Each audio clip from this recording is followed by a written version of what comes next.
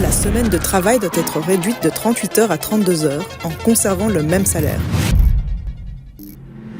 Pas d'accord. Est-ce que si un peintre vient à la maison chez vous et travaille 32 heures, vous seriez d'accord de le payer 38? Je pense pas. Eh bien, c'est la même chose au niveau global sur le plan de l'économie. Si vous payez un travail qui n'est pas réellement fait, eh bien, cette perte d'argent va devoir être récupérée en supprimant des emplois et en arrêtant de faire progresser les salaires.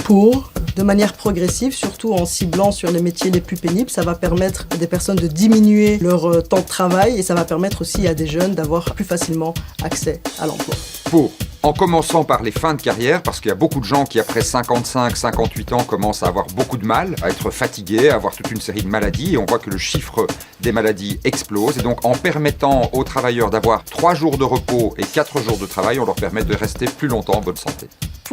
Pour mieux concilier vie privée et vie professionnelle, ce qui est très important, surtout pour les femmes. Mais il faut le faire de manière progressive, parce que si on ne le fait pas, les employeurs, pour compenser le coût salarial qui sera plus important, risquent de licencier des travailleurs et donc ça va coûter des emplois. Et c'est d'ailleurs ce qu'on a observé en France avec les 35 heures.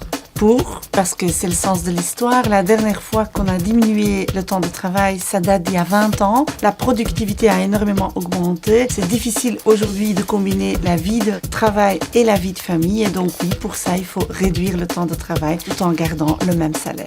Pas d'accord, parce que c'est illusoire de faire croire qu'on peut réduire le temps de travail de manière linéaire en gardant le même salaire. Par contre, travailler sur la flexibilité pour qu'on puisse travailler ces 38 heures en 4 jours et se dégager du temps pour un équilibre vie professionnelle et vie privée important, ça, on est pour.